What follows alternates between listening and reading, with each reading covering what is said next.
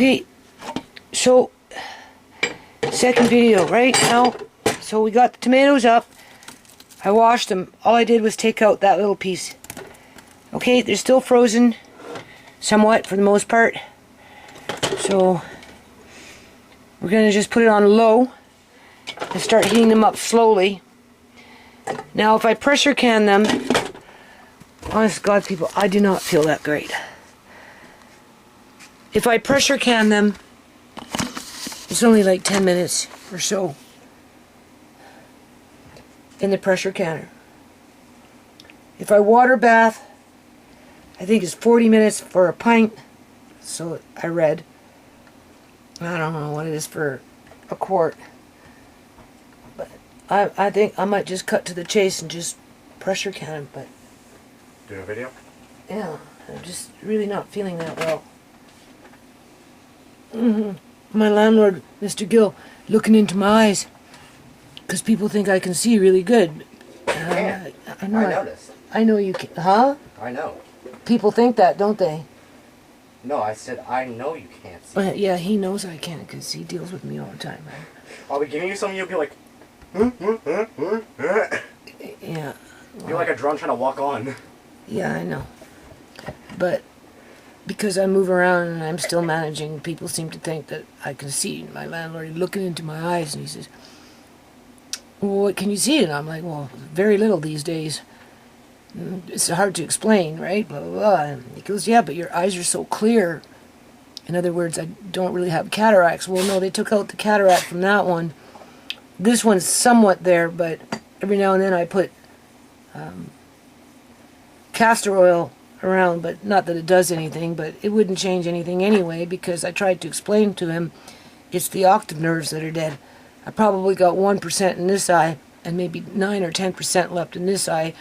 Right back. Where when this all started, it was 13%, but it's gotten worse and it's really blurry. Like really blurry, like changing the lens and doing what that eye doctor did.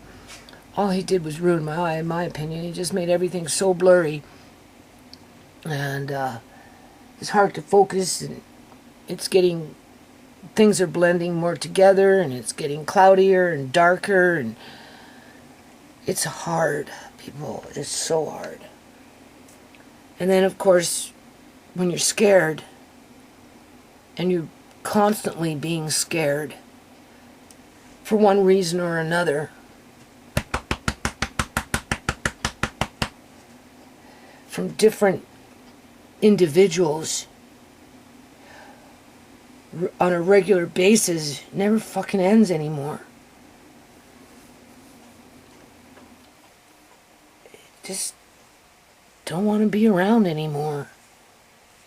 And that's what they want, though. They want you to give up. They feed off of that, you know. It makes them feel strong and better than you. It's always a pissing contest with people. For one reason or another, including your own kids, for crying out loud. Well, maybe not all of them, but the ones that didn't, the ones that actually, I don't want to say love me, but yeah, basically, more than just say I love you. It's one thing to say I love you, it's another thing to be there for you because they love you, help you. I just miss my family. It's like I want to go home. Oh yeah, I can't go home. Because I'm stuck on this planet. I'm stuck on this stupid planet. Oh. I'm picking on me over a stupid chair, man. And some metal rails that I wanted to keep because I'm thinking about the pond or whatever. She wants me to cut all the trees down, everything and anything, just anything to pick on me. Like, why? What for? So when she kicks me out, she has no remorse? Because she convinced herself that I was a terrible person? Yeah, okay. Because I kept old broken chairs. Well, it's not broken. It's just old and weather worn a bit. could be recovered, could be painted. It's the only chair out there. Oh, maybe a couple other chairs, not plastic old, those ones are either or. You know, I'm scared, right? Because I should be pulling back those big ass freaking weeds that are growing now like this because of what happened in January. My son pulled up everything, made it so that the ground can let the weeds grow, because that's the only thing that grows is the weeds. There is no grass. Never was grass. You'd have to bulldoze down the whole freaking thing, come in with a dump load, like a truck, a dump truck full, and put down at least 6 to 7 inches of topsoil, and then put your grass on top, and you might get grass. Other than that, you get tall ass weeds like this, weeds that crawl like that. Like, I just want to cry, man.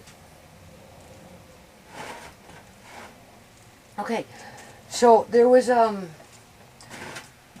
small bag, not a very big bag, just a small bag. It will fit in this pot of green tomatoes. So I'm just going to put them in here and cook them up at the same time, basically, get them ready.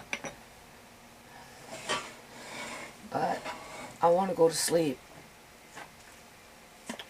I feel like I'm gonna just burst out in tears. Like when my mother died when I was 25. And I didn't cry because of whatever. I was kind of prepared for it because she was the kind that would, threaten to commit suicide and all that stupid shit, right? She was an alcoholic, whatever.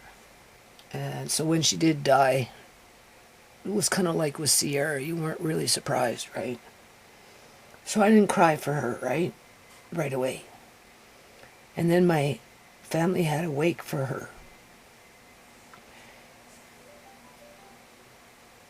And everybody gathered, my aunts and uncles, cousins, whoever, my grandmother, whatever, right?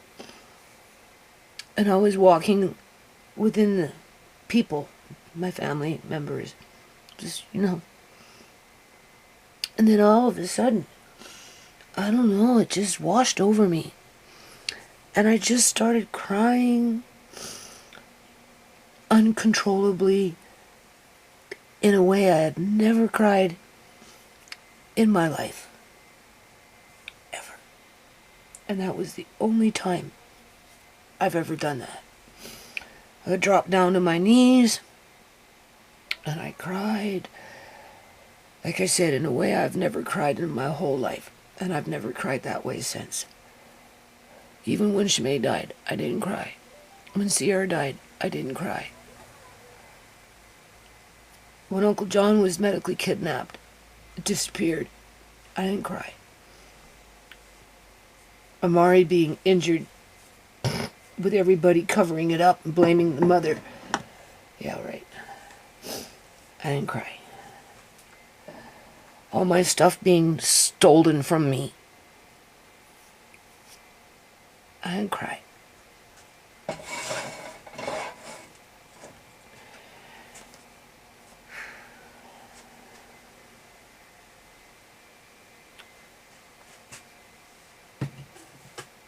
I just miss my family.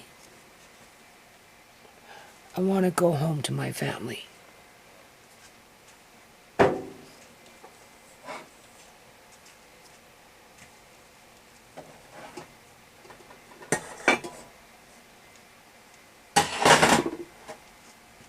And all this stupid shit, the rest of them that are left behind, can shove it up their ass.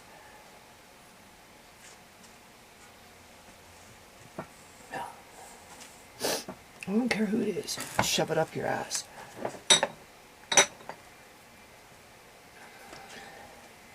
Life is pathetic. Okay, people, so Mrs. Gill came earlier. She wants me to clear out all here right here, she wants me to pull all of these plants, the flowers and everything. Wants me to pull all those. Then she wants me to get in here and pull all of this.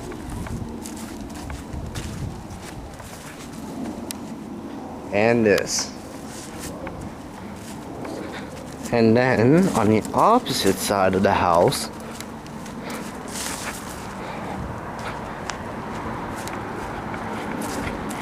all the way over here, she wants me to pull all of this here, or morning glory right here. Then go over here, do the exact same thing over here, pull out all of that there, here,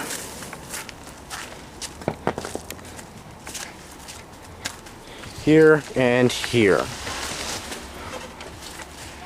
So yeah, I'm gonna be out here for a couple of days. Well, I'm gonna try getting half of it done today, and then I can do the other half on Saturday. But yeah, that's it. Bye. Oh yeah, and also Mickey the Gardener Cat's out here too. And Louie the Gardener Cat too.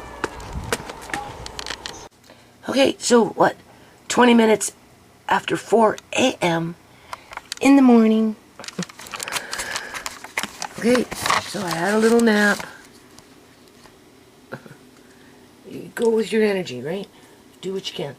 Then I got up at around, I don't know, 2 o'clock. And if you listen, you'll hear Murray squawking and giggling and laughing in there.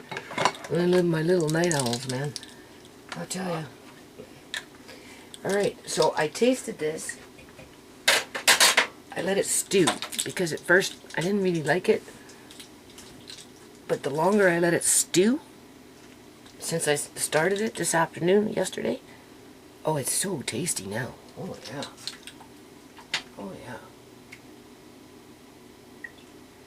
So, mostly,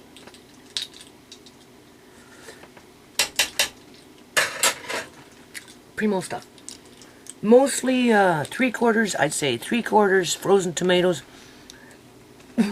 Where some of those tomatoes probably go as far back as 2017, honest to God.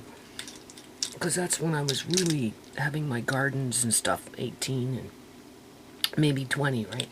So we're looking at 7 to 5 years where some of those tomatoes have been sitting frozen in that deep freeze, minus a few that trickled in after the fact of whatever. Okay? And that was a fair amount of tomatoes. We still have some green tomatoes in this pot. So after I'm done this, I'm going to start cooking them up and get them stewing on a low. And I'll deal with them tomorrow. And then we'll get into the fruit, right? And then, so, tomorrow is clear out the top part of the fridge to freezer. Oh my God, I just lost the cap. Here we go. So I can take out the containers in there that have frozen fruit that we were supposed to use for smoothies, but that didn't happen either, right? And then I'll have space to bring up the tallow. How much I can fit into that small freezer, I don't know.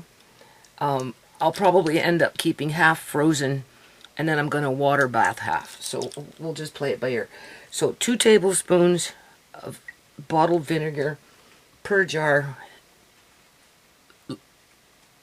either a quart size or a 1 liter, right? If it's a pint, oh my Lord, if it's a pint, it's 1 tablespoon. It would be nice if I could see, but I can't see, man. Yeah. Okay. So let me do this, focus, because it's so hard for me to see, and then I'll come back. Okay, so I show you this stuff so you get an idea of what you can do. In other words, I'm almost guaranteed some of these tomatoes came from 2017. Yeah. So you got tomatoes in here that are 8 years old that have been frozen in a freezer for 8 years. Yeah. The secret is to freeze them whole. Wash them, dry them, and then just lay them out, let them freeze, and then put them in a bag and forget about them. Yeah, pretty much. And then when you go to cook on them, stew them. And I threw in some store-bought tomatoes because I have too many here, right? Some Romano and some beefsteak. Just a few. So I go probably 3/4 frozen tomatoes, 1/4 store-bought tomato. Yeah. And then I let it stew. I went to sleep. Now I'm canning it, and it tastes so good. Andre said it smells so good now. I said, I know, it sure does. Yeah, see, showing you what you can do. You know, you go to your freezer, oh, these tomatoes have been here for 6 years. Ooh, no. Stop and think.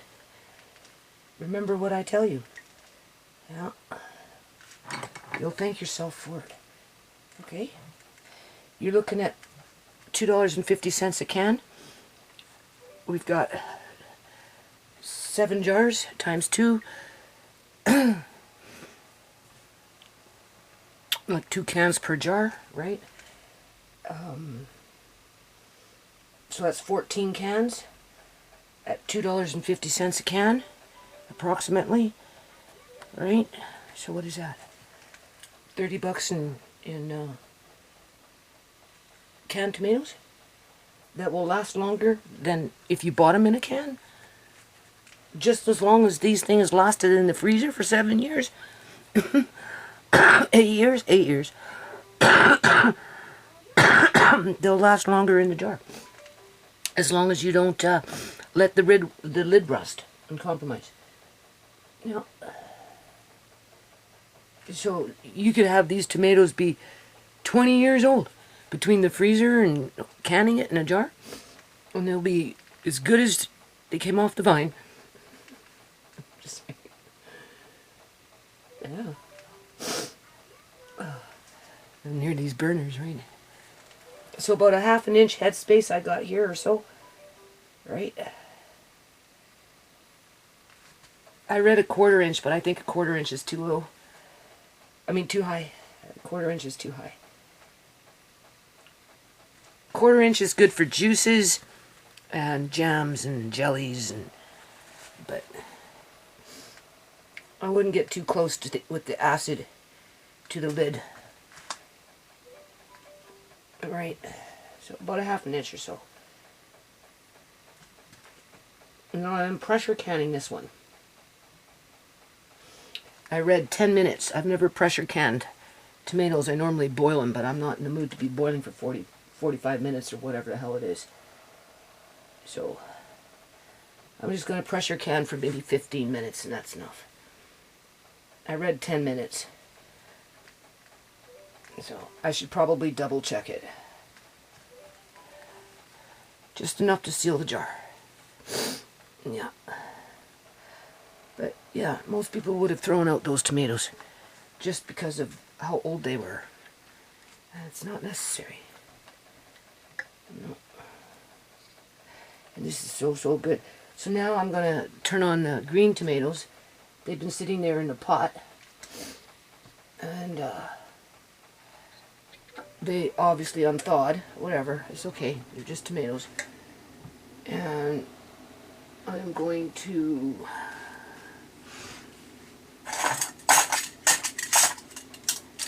start cooking them up. And then as soon as they're cooking, I'm going to open up some of that rotella. And I'm going to I don't know, maybe 4 or 5, 6, 7 cans. Between 4 to 7 cans. I'll see. Right? And then I'm going to can up those.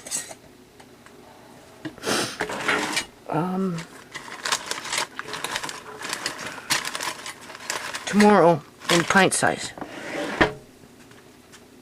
Or these ones were quarts. And I had just enough and a little left over for when I start cooking for Amari's or whatever, right? Because I still have his beans and peas. I'm trying to give him a chance to maybe sprout, right? So, okay, so that's good. So just finger tight. Right.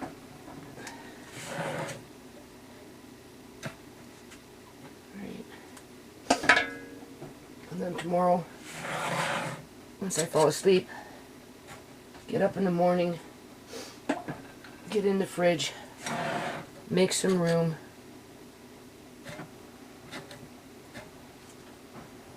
Well, actually, yeah, make some room. Get those fruits out of the freezer.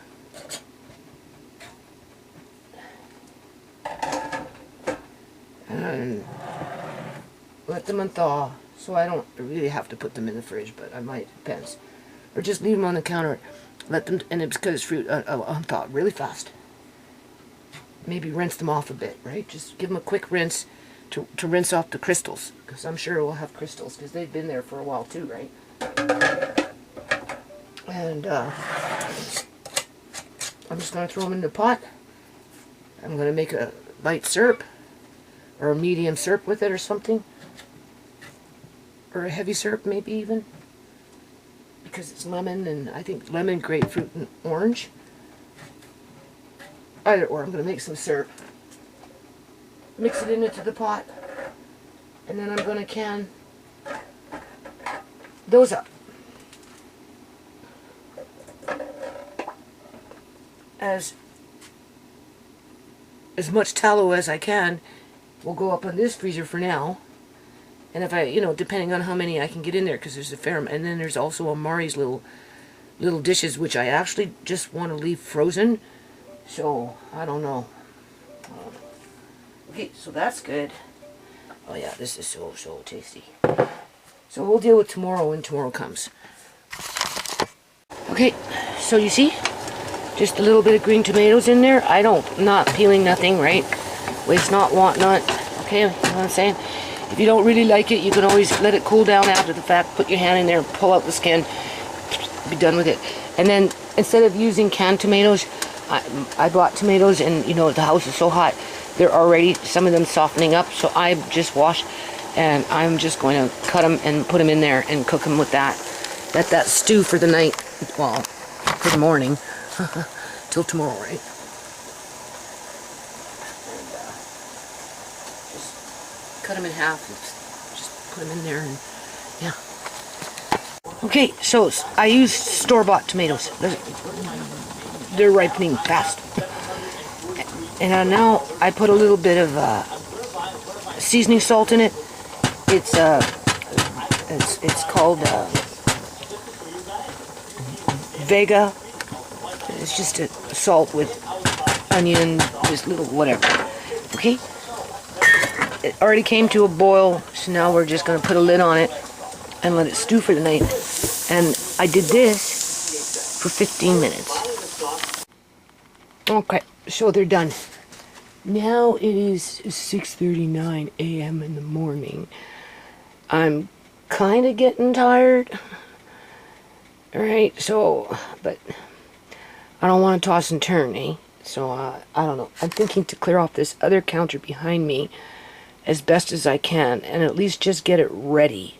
Because you can see, right? I don't have a lot of counter space, people. I never have, okay? But I've always managed to get along with whatever. So in the meantime, no regrets. I'm glad I did this. The secret to it was to let it stew for quite a long time. Because I put everything in the pot, yada yada, right? Cooked it for a while, yada yada. I didn't really like the taste. It just wasn't getting me, right? And I thought, just let it stew, right? So yeah, I laid down, went to sleep for a while, whatever. Got up, and you could, not only could you smell it, and it smelled good, but boy, when you tasted it, even Andre said it smelled good. So 7 quart-sized jars. So I'm really happy with that. No regrets. And in there, we've got green tomatoes with some store-bought red Romanil and what is that called? Beefsteak. Just, you know, your standard tomato, right? So almost, I wouldn't say a 50-50 ratio, but just enough to get me a few small jars with a little bit of green tomato if I ever want to do something, right? No regrets there too, I'm sure, because I'm going to let that one stew as well. Right? So, and then, because we're getting into fruit, this is the battle plan. Just pace yourself through that battle plan, okay? All right. That freezer, I am going to empty out for the most part. I'm pulling out these Rubbermaid bins that I have with frozen fruit in it that I did 2 years ago or whatever. Have a video on it for smoothies. But because I don't have a functioning kitchen, enough counter space, they're still in their containers. Yeah. So, before I chuck them out, because, you know, I want to put meat in there from the freezer downstairs, or whatever, I am going to make an effort to even just make enough so that, because they're stackable. I just have to get them out of the freezer, stack them up, see what else is in there, push everything to the side, and start moving the tallow in there, and Amari's little dishes. So I want those. Those are going from the freezer downstairs straight into this freezer with as many tallow as I can get, and then I'll make an effort to try and maybe water bath some of them after they unthaw as that quote-unquote experiment. And the reason you want to do a water bath, and I've mentioned it before and I'll mention it again, is because beef fat, beef lard, tallow, whatever you want to call it, has a different molecule structure than pork fat, lard, where pork fat, I guess you can say, has a higher smoke point. I think that's what they call it. You can bring it up to higher temperatures and keep it there, and it kind of just stays as is, and it doesn't start to go, rancid when you start overcooking the lard. You know how they say you can only use oils and lards for so many times in a row before you have to chuck them, especially oils, right? Beef fat has a lower smoke point, where if you cook it for too long, too fast, too high, it starts to change the beef fat, and it's not as stable as it would be if you tried to seal the jar at a lower temperature but effective, right? That's why when you look it up, well, how do you store beef tallow long term? Normally you come across information where it tells you just simply freeze it. Yeah. So that tallow's been sitting in the freezer downstairs ever since Pastor Granny. So we're looking at, 3 years ago or something? 3-4 years ago? Pastor Granny's been dead now for a couple of 2-3 years, right? So, I'm sure it's fine. I've got one in the fridge. Should still be there. So I'll make sure I'll leave that there, and then maybe in a week or two, when I'm all done with this and whatever, for the most part, we'll I don't know, we'll do something with it. Because honestly, I don't know what to do with it, because I've never really used it. I just know that it's better for you long term when it comes to nutrition, minerals and vitamins and that kind of, and just how your body digests it and whatnot, right? So that's why, versus pressure canning, but you have to pressure can meat for 75 minutes for a pint, 90 minutes for a quart, and it has fat in that meat. Yes, that's true. But when it's just fat, straight up fat, lard, tallow, it's different, because that product is a natural preservative as is, like salt or vinegar or even sugar for that matter, right? So therefore it becomes a little more shelf stable. What you want to do is keep the air out, and the molds that are floating around in the air or whatever, because we have molds. That's right, when you're fermenting food, right, it picks up the molds in the air or whatever. This, okay, so you just want to seal the jar, basically, where and of course you want your jar sterilized, right, where you lock in the product where it doesn't come into contaminants through a loose seal. Yeah. And I mean, like, I'm no expert on it, but I'm pretty sure that tallow will be fine 5 years down the line, as long as the seal isn't broken. Right? Now you have a choice. You can take it as sealed and put it in your fridge because maybe you're a little paranoid, or maybe you might want to just take it, because what I'm finding with the last tallow that I did with the brisket that's in my bedroom, it's on the floor, and I don't think it's fully solid, as if you had it in the freezer or in the fridge or in a really cold environment. It's semi-solid, so it looks a little bit like lard and a little bit like oil, right? But because the jar is sealed, whatever's inside is still fine.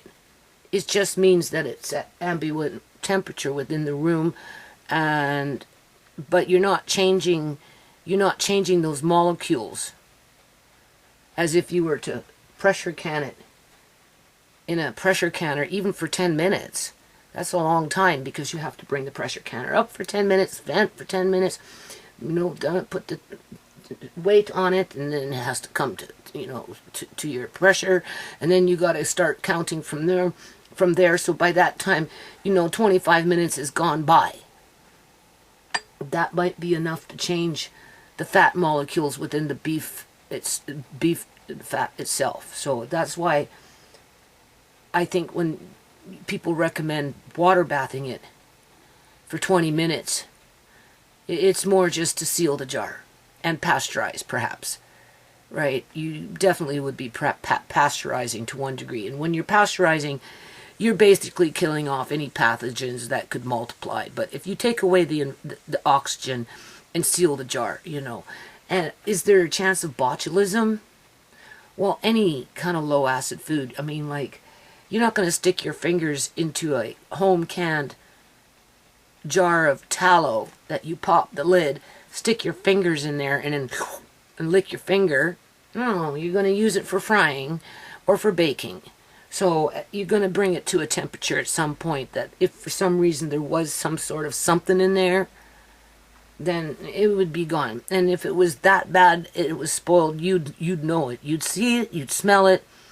The lid quite possibly would have popped by then, because for something like that, I would suspect that if it wanted to pop because something was breeding in the inside of the jar, what it's going to do is it's going to, especially if it's at a semi-liquid solid state, okay? That's a jar where you're going to come one day and you're going to touch another jar and you're going to be, ooh, something, what happened? And then you're going to find that the jar next to it, or the one over there, what it did is it popped, and as it popped, it spit out what was on the inside and splashed onto other things. That happens sometimes. Sometimes a jar will just pop, but nothing splashes out. It really depends on what's on the inside. So I would think that tallow, if it was to pop after you sealed it, I mean, like, if it's completely solid, your pantry's really, really, really, really cold, like a freaking cellar, then even if the jar popped, the tallow itself is going to be solid, so it's not going to spit. But if it's a half and half, and it pops because it's rotting on the inside because of bacteria, not so much botulism, because there's no smell, taste, you can't see it when it comes to botulism, but when it comes to pathogens multiplying and breeding in there and having parties, then yeah, things are going to start to look discolored, It's going to grow mold, it'll have hair, it will smell, it will have, you know, different colors within the mold as it's going to bubble, you know, you're going to know. But if it's looking good, smells good, well, you heat up your frying pan and you put some in there and you fry something up and then you taste it. If you like it, then you scored. So we're going to put some in the freezer and I'm going to water bath some based on what I just said. As we've got the first 3 that I did when I did the brisket in my room on the floor, and the last time I checked, because my room is warmer now because it's, you know, it's hot, eh? It's not completely solidified, which tells me it would be better if I took those jars, which I should, and I probably will, within the week, downstairs into Auntie Shemai's room, go to towards closer to the north wall, closer down to the ground where it's really cold, and put them there, and then come back 4 or 5 days later to see how solidified they are, and I'll bet you I'll find a difference. Oh yeah, and in a situation like that, then yeah, it will sit for a long time. Long time. Yeah. So I'm like, so I'm really happy with these tomatoes, considering all things said.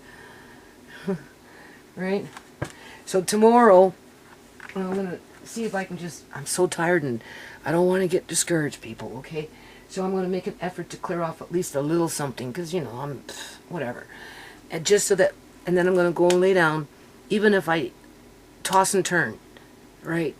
Or maybe I might fall asleep, maybe I won't, maybe I'll I don't know. I just know that I got a lot of nervous energy and I'm kind of feeling achy, and I got a long way to go yet, but I got to just keep that steady pace, right? So I'm going to, after I turn off the camera, I will clear off a little bit here and just get it ready to pull out those containers with the fruit.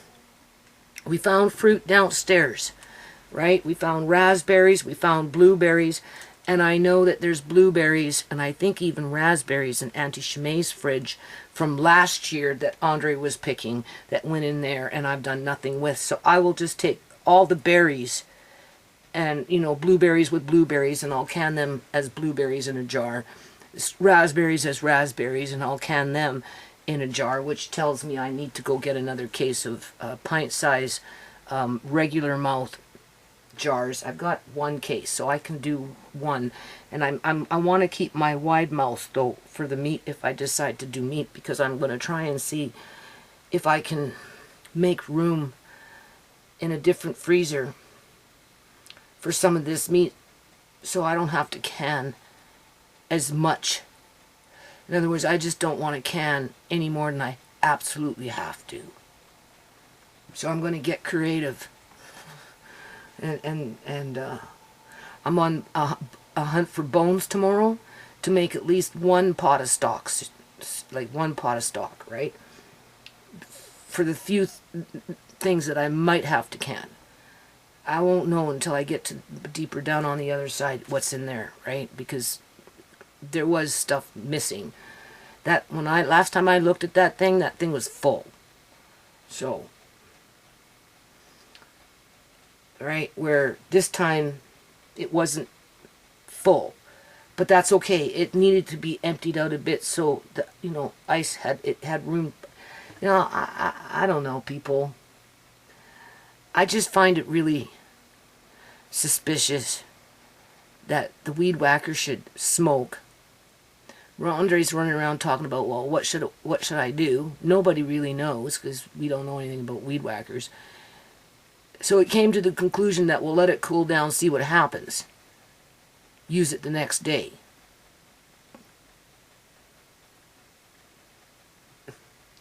And look what happened the next day. Andre wasn't even using it for like 20 minutes and the thing caught on fire. Yeah. So, that's why I don't want to use weed whacker. I'm pleading with my landlords to pay half. I'll pay half, you pay half. get a decent weed whacker where it's safe for Andre to use, and it will last a few years anyway. And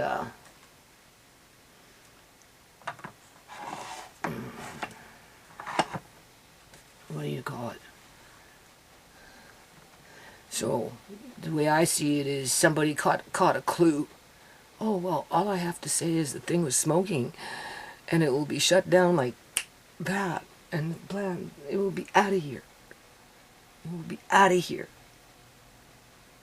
It might very well be working, people. Oh yeah. There's a big part of me, it's not a little part, it's a big part of me that says that thing is still working. I'm just being led down the garden path because they don't want it there. Not so much my son, but he'll just go along with it, right? Who is he to say? He'll take everything he sees and hears for face value. If I come to him and say something, he'll just say, oh yeah, right, you're just imagining things. Who would do that? Well, you guys would, because you've been complaining about that freezer for a long freaking time. So, but that's okay, because you might be throwing out 20 years of a good freezer without realizing what you're throwing out, because those kind of freezers you can't find anymore. So when I phoned a couple people to ask them if motors do start on fire, one woman did say that it doesn't happen very often, but it can happen. Okay, so there you go. But they don't fix 30-year-old freezers anymore because you can't get parts. So it's, even if you wanted to get a technician to come in and look at it, but I only phoned 2 places. And the second place I phoned, the guy was so rude, barely didn't want to talk to me about anything, and really didn't give me no information outside of that they don't fix those anymore because they're 30 years old. So there you go. Whatever. It's not a big deal for me. I mean, it's I'm mourning Uncle John. That's where my family, not even Uncle John, just my kids, my family. When you have 5 kids and they're all in the house and everybody's running around, and you got Uncle John running around, and then Auntie Joan moves in, and and it's just like, the family dynamics, like this is what I mean, like I don't have that anymore, and everything is so lopsided where everybody around me is taking advantage of me, trying to hurt me, control me, abuse me, take my things away from me, call me names to isolate me, or like Mrs. Gill, get rid of the chair. Why? Oh, because it's old and ugly. Yeah, but that's all I have. And actually, as a matter of fact, that is an antique chair, right? She wants me to throw out an antique chair that you'd be surprised how expensive it might be if I was to do something like Google it and figure it out, right? But no, she's power tripping. And I'm like, okay, now I know why she's not fixing the fence. Well, 2 reasons, really. She's not going to fix the fence because they don't even want to buy a weed whacker because they say they have no money. Because they're on pensions. My landlord said something about he only gets $1,300 from the federal government. He worked his whole life and he doesn't understand what the hell they're doing, and it doesn't make any sense to keep pensioners who paid into the system at such a low income. And I agree with him, right? Okay? Right? Just because you own assets doesn't mean you have quick cash, right? I mean, they could own $5 million in assets, but it doesn't pay the bills today because they don't have enough cash to pay the bills because the assets are locked into the property. I understand that, okay? So, you can look at it 1 or 2 ways. They're either trying to gaslight me. Oh, well, we had to pay taxes today. Oh, we paid taxes on 3 houses. They made sure that I knew that they had 3 houses. Well, you paid taxes on 3 houses, but you could be paying taxes on 2 more on a different day, and you just wouldn't tell me you own them. So I'm not going to take it for face value that you only own 3 because I believe you own more than 3, right? But they're trying to gaslight me, right? I'm like, oh. Yeah, $2,231 and yada. And I'm like, oh, well, you want to see? We'll show you. Like, they have feeling like they have to prove it to me, right? And I'm like, oh, and then Mrs. Gill, oh, well, yeah, but that doesn't include water and garbage pickup, and yeah, that's separate, and blah, blah, blah. And I'm like, oh, I told you, Mrs. Gill, not to put a freaking water line in there. Keep it with your fucking taxes as a package. right? But she wanted to break it up, but that was for her advantage, so that if she did get rid of me, the new tenant would have to pay for the water bill. I'm pretty sure that's how she calculated in that transfer, because she was convinced that if she got the water meter, her taxes would go down because, well, her taxes would go down because they wouldn't be charging her for water on an estimate, versus having a meter, she gets charged for what is actually used. And she felt that through that method, she'd get a better deal. Whether she does or not, I don't know. All I know is that she uses it to her advantage and complains that she has to pay for it, when in fact she would have been paying for it anyway. It doesn't matter through her taxes if she wouldn't have decided to get the meter. This is what I mean by gaslighting. I just, it just gets my goat, right? You know, like, so, and then, yeah, like, you know, and so if they don't even want to pay for a freaking weed whacker, maybe half, you know, you think they're going to want to fix the fence? But she's using that to her advantage, because now she can just look at something, get rid of it, get rid of it, get rid of it. Like, it's ridiculous, because, like, that hen house, that was starting to be built in 2017. And if you really want to take it there, it was because of Mr. Lace's, or I'm sorry, Mr. Gill's hens. I built that for Mr. Gill's chickens. That's supposed to be a hen house. And Mrs. Gill wants to tear it down so the fence can fall apart, so the mud can come back, and the weeds. So then she'll be crying on about the fucking weeds, saying, Andre, get out there and mow the weeds. Not cut the weeds, just mow the weeds, as if you can mow weeds that grow 4 feet tall. Because that's all you get out there. Or you get mud with grit spitting up when it rains, and then it travels through everywhere with the raccoons running through it. And then they come up on your porch and they climb all over thing, and you got dirty paw marks everywhere with grit on it and mud and ugh. Like, it's disgusting.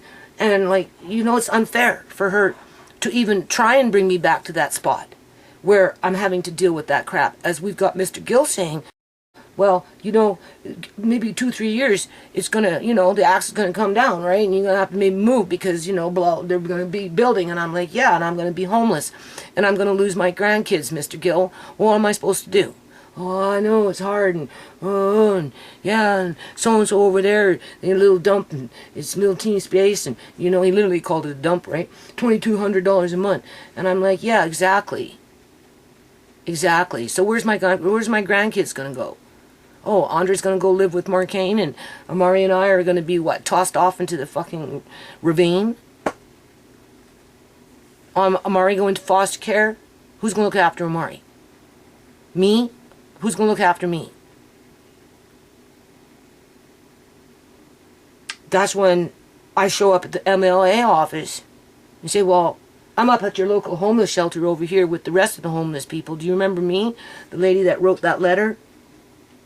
It's been a couple of years because I got busy because I was being gang stalked for those 2 years, so it took me a while to catch up and write another letter to let you know what the hell was going on.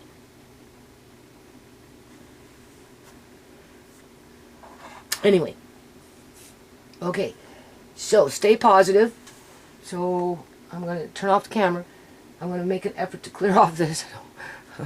This is where you get discouraged, right? Because there's nowhere to put it at this point.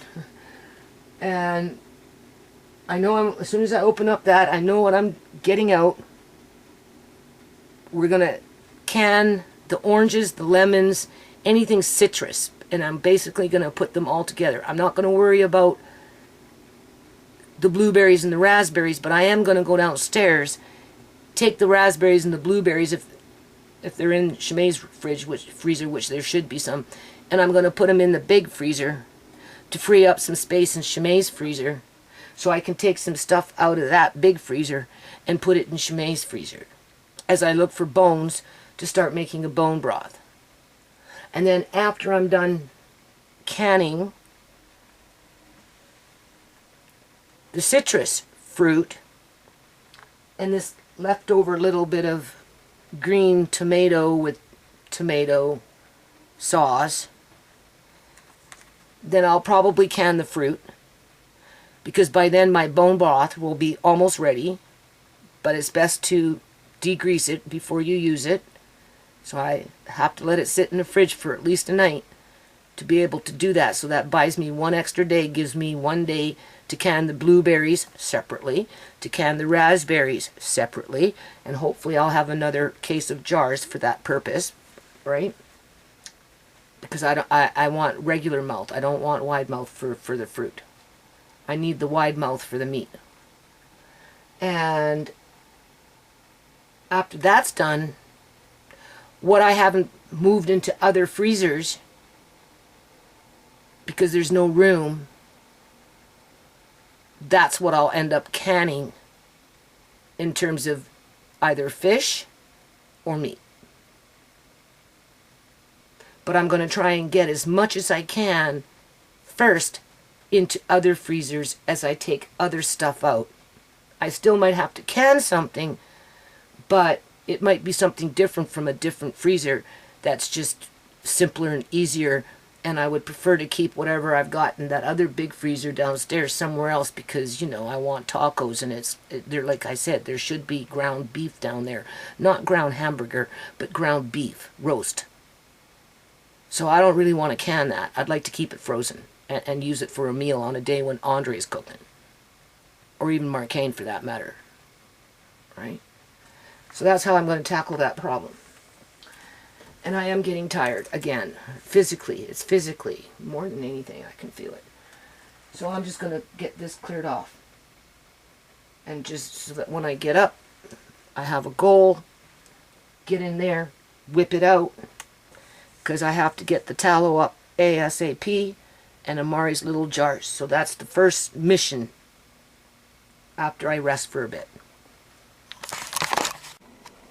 Alrighty, so I did manage to get it ready, right?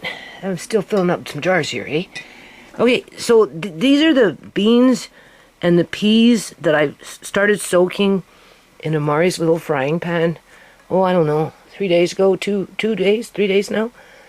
I keep rinsing them, right? Every time I think about it.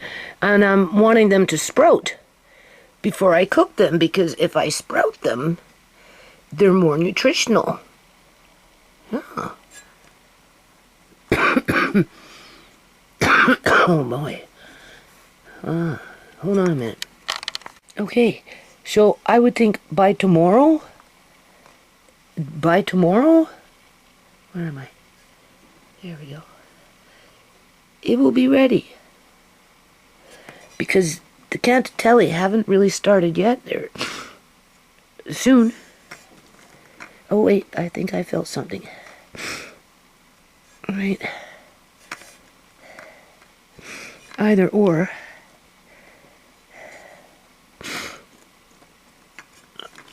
There. And then what I do is I just rinse it off. Rinse off the lid, drain it. Now, and it's like perfect. And because it has a little spout here, when you go to drain it, you can hold the lid and, right? It likes it.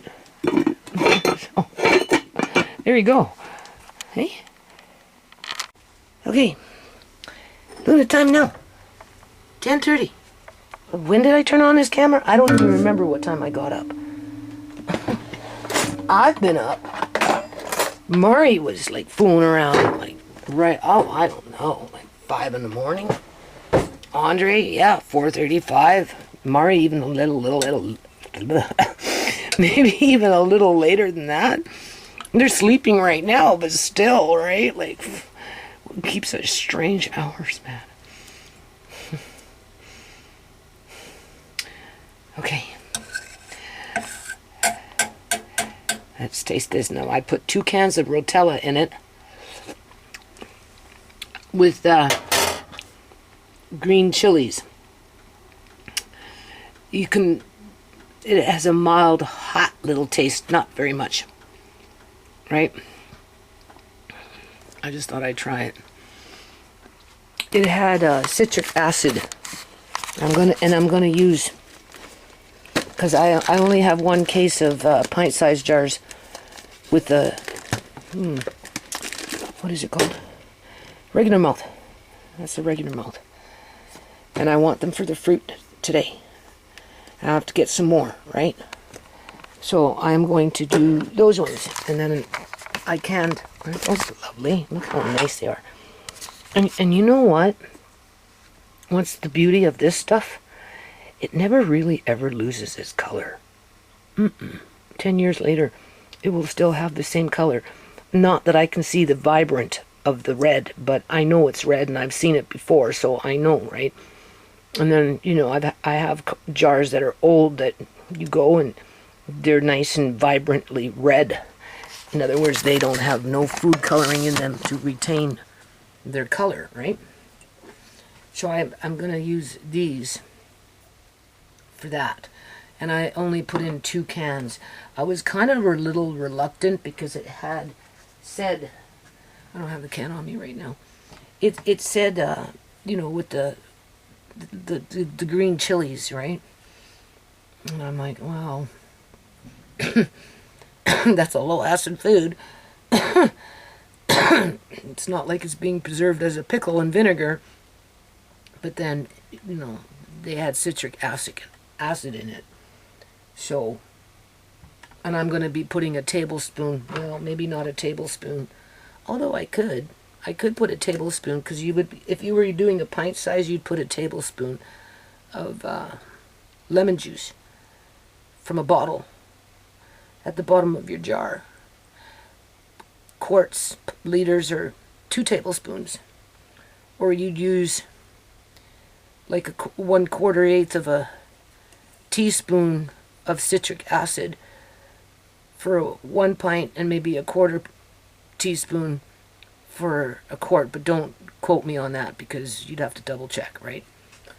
Either or, I could do 1 full tablespoon just as added measure, because you're going to get mixed in with everything else anyway, right? And I am going to pressure can it because it went really fast. I did this for 15 minutes, okay? And it was fast, so I'm getting tired now, but I didn't want to go lay down. I'm like, no, just, I'm doing some laundry right now. I'm going to try and do 1 more load.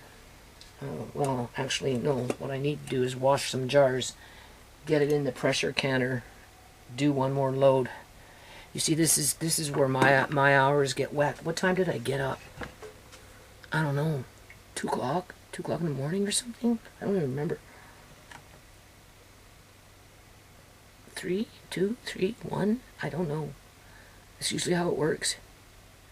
Anywhere between 1 and 5, depending on how tired I am. Yeah, and, you know, if I got up at 2, 3, 4, 5, 6, 7, 8, 9, 10, I've already been on my feet, basically running around, doing this, doing that, for 8 hours. And because they're such weird hours, it doesn't feel like 8 hours, but your body, you know, your body knows, but your brain, no, maybe not so much, because you look at the time, oh, it's only 10:30 in the morning, you're just starting my day. You forgot, though, that you got up at 2 o'clock in the morning, and you've been doing the dishes, and you did this, and you canned that, and now you're doing laundry, and now you're going to start canning again, and then you're going to have to start running around, and, you know, before you know it, it's like a 18-hour day, right? And then when I lay down, put a little bit of food on me, that's it. I'm out. And that's when Andre takes over and keeps an eye on Amari. And they play, right? And then I wake up and they're awake. Most of the time they're awake. Yeah, because Amari doesn't really sleep very much either. And then there's days where I just crash. Because I get so overwhelmed with my eyes, right? That, you know, you want to just shut down and not do anything. But then I guess I play catch-up sleep or something, and then I'll sleep for hours and hours. Yeah. And then even when I wake up, I might just lay there and watch TV and go back to sleep, wake up. But today I have a bit of energy because I'm motivated, right? I want to get this tallow up. and decide what I'm going to do with it, and yeah, and get on with the fruit, upstairs, downstairs. So first we're going to start with the oranges and lemons and all that, so hold on. Okay, so I'm doing 2 teaspoons per pint-sized jar. What I like about canning tomatoes in a pressure canner is I don't have to sterilize the jars. Hell no. The pressure canner does that for me. And these are new jars, so as long as I wash them, it's good to go. Right? Even if they were used jars. You know. I mean, obviously, if there was something stuck on inside there and you had to scrub it off, then yeah, maybe you'd boil it after the fact to sterilize the jar. But outside of that, that's the beauty of using a pressure canner. You don't have to worry about sterilizing your jars. You just need to make sure that what do you call it? It's always what do you call it, right? Because I'm getting dizzy now, eh? I didn't realize I've been up for 8 hours. I'm pretty sure I got up at 2 or something like that. Yeah. So it looks like I got 8 jars. And for what it's worth, to make your own, I don't want to say rotella with chilies, but it really wouldn't be that hard. And then with this little leftover, I'm just going to put it in with the rest of the little leftover that's in the fridge. And then we'll use that later on. Either for, Andre wants, he likes macaroni and stuff, or maybe I'll put a little bit in Amari's thing, but I'm trying to sprout those beans. So I'm basically doing a 1/2 inch.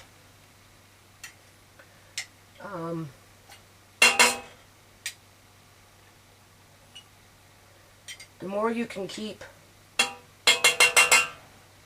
the tomato away from the lid, the better off it is. But 1 inch headspace might be too much, or not enough, I should say. A 1 inch headspace probably would not be enough, where a 1/4 inch headspace would be too much. So what do we got? Yeah, 8 jars. So that's not bad.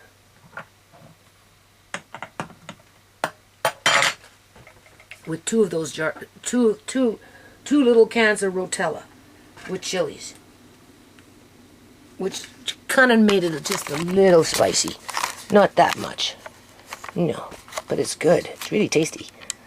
Okay, so I got an extra jar out of it because I end up taking what was from in here, from the first batch, and just mixed them right together. That's what's left.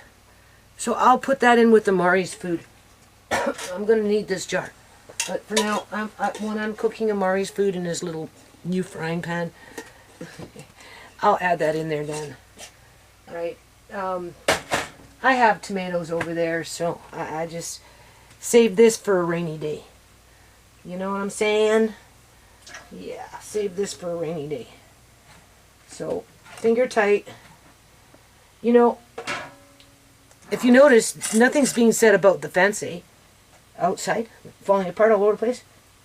Oh, come on, Andre. He was cooking. I already cleaned the bloody burner. Wait a minute, I was canning. Oh, he always getting crap in the elements, because I cleaned it before I canned. See? And then I got up. Oh, who knows? Because I'm thinking about what's going on. Like, she asking me to, take down the hen house canopy and whatever. And, like, she doesn't like, what? So, what? You want that all gone, and then you're going to create mud. Mud and god-awful weeds, and the raccoons will shit in there for sure. Yeah. Right? The fence will fall down. For sure.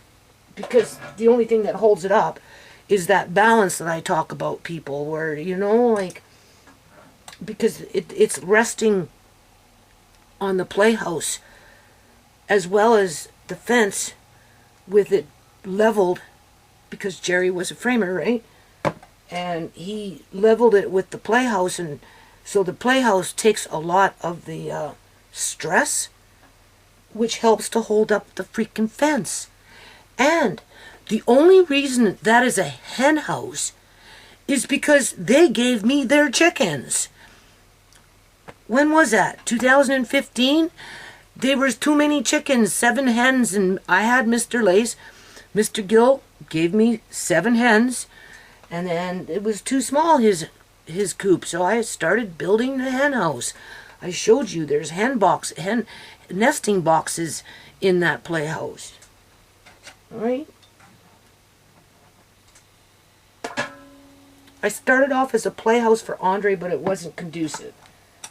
I got the hens. They needed bigger and more space. They needed nesting boxes. They needed shelter, right? I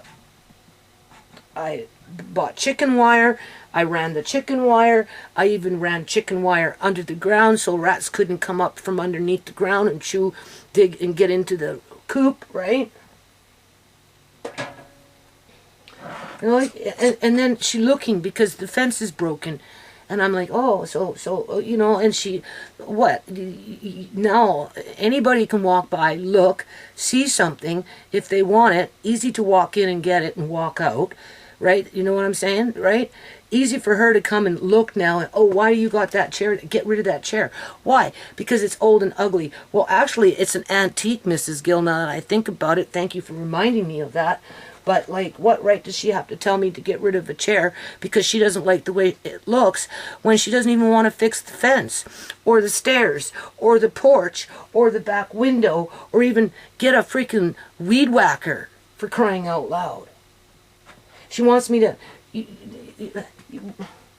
Like, it's stupid, people. It's so fucking stupid.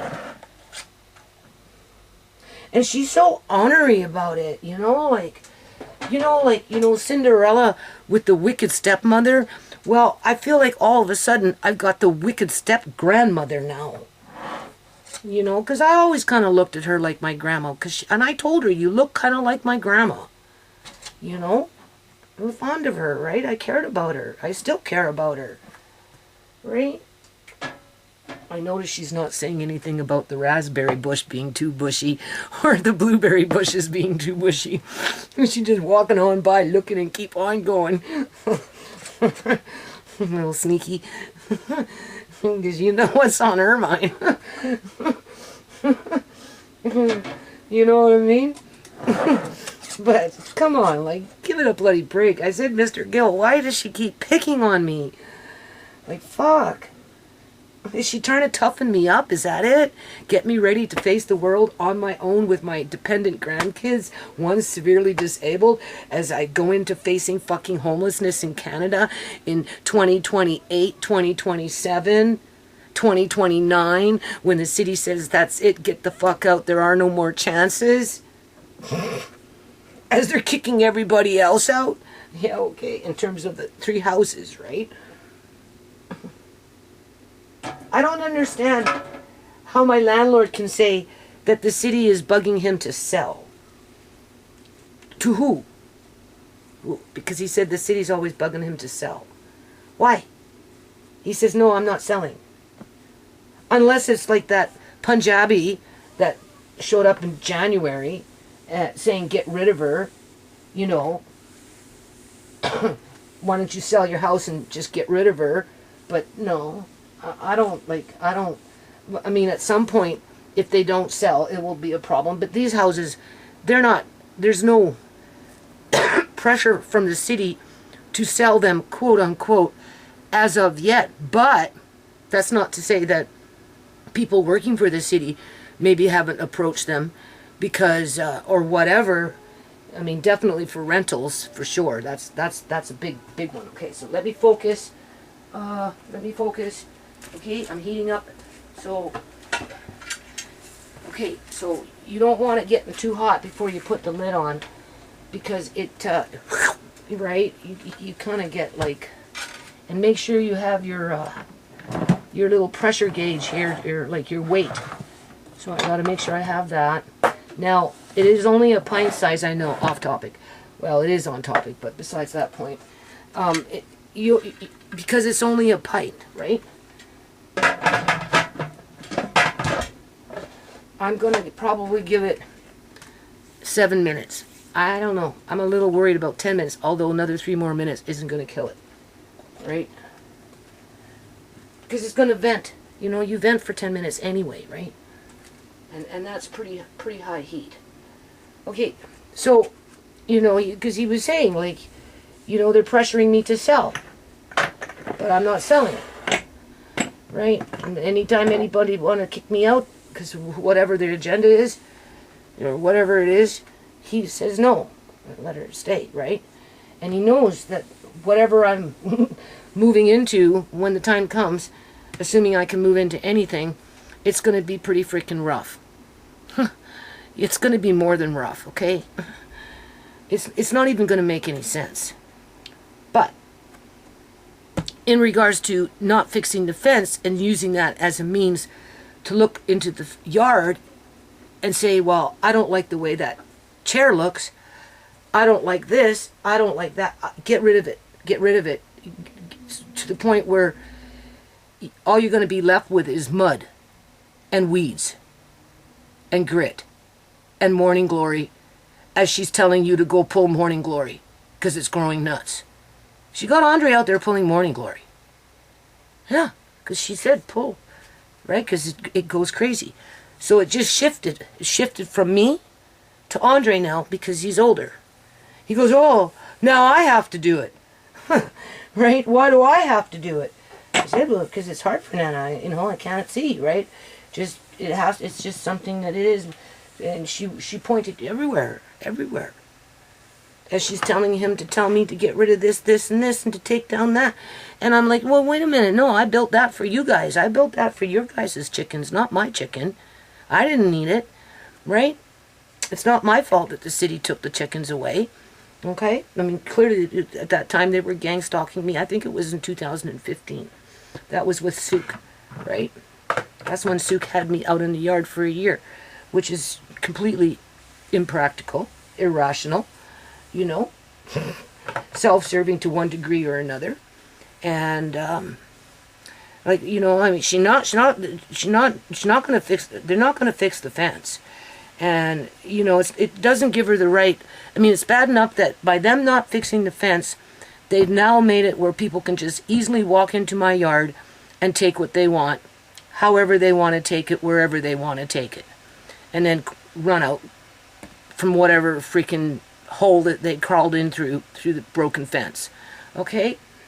And then, you know, expecting me to have absolutely nothing in the backyard, as she wants me to take major structures down that are secure and solid and actually help to hold up what little fence is left, is impractical.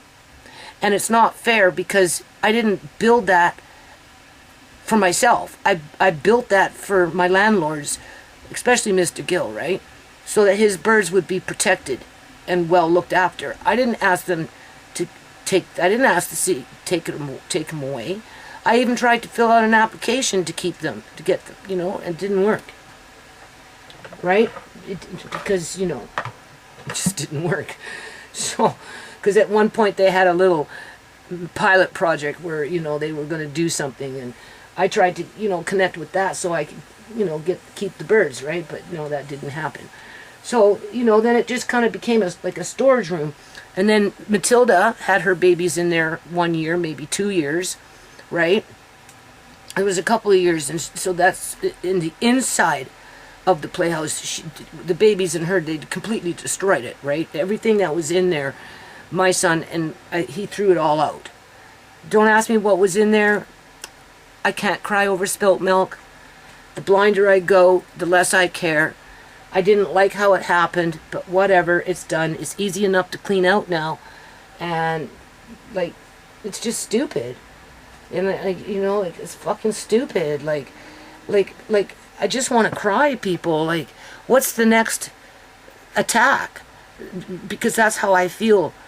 Like, it's like dealing with a wicked stepmother or something.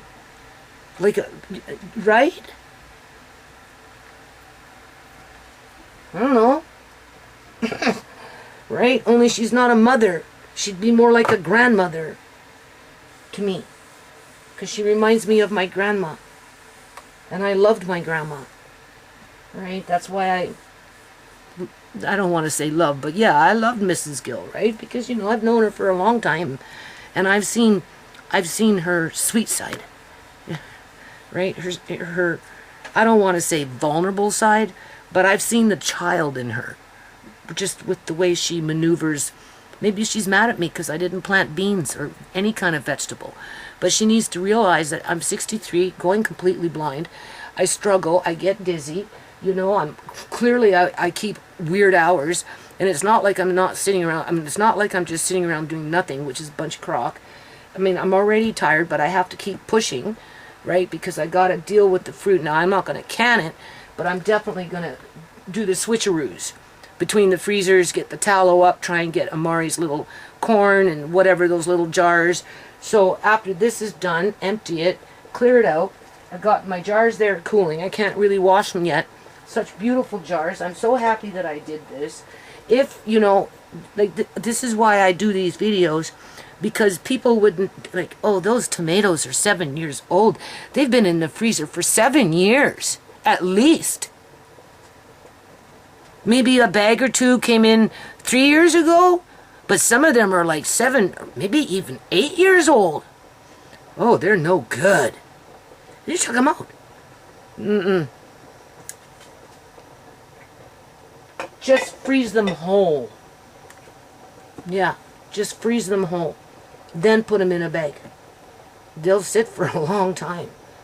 And when you're ready to make what I did, just let them stew for a long time. Really, really nice. And same thing with the green tomatoes. Right? I cooked up those. I took a few tomatoes from the store, whoop-de-doo, and 2 cans of Rotella. And I added an extra teaspoon of freaking lemon juice, 2 teaspoons to a pint, right? And I'll give it 7 to 10 minutes. If I feel like standing here for another 3 more minutes, what the hell? I'll give it another 3 more minutes, but I'm going to run it for 7 minutes at 10 pounds, 11 pounds per pressure once I vent it. And then once they're out of here, well, then we get into the fruit. I'll be bringing, well, I need to rest. See, this is where I have to be careful, because if I lay down, I fall asleep, and I might not want to get back up. And I can't afford to lose any time here. At least not until I get the tallow up, and those, I don't want to lose those little jars of corn.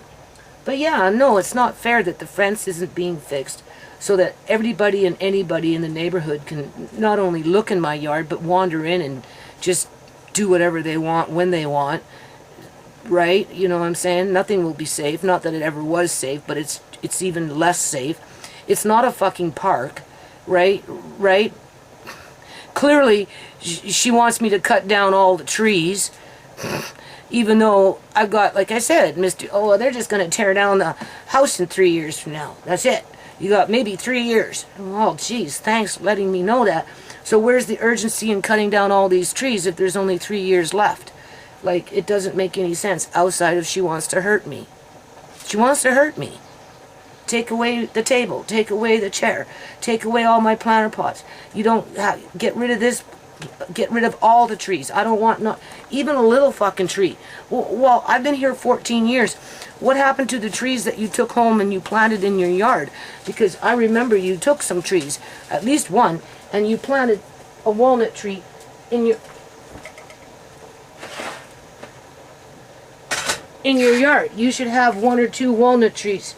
They didn't want a black walnut. They wanted the walnut trees. I gave them. So in those days it was okay. But now that you don't need it, all of a sudden I'm not allowed to even have a little fucking tree? Like, what the hell? Or a little tree with a little canopy on pot. It's in a planter pot, not going nowhere. Right? You know?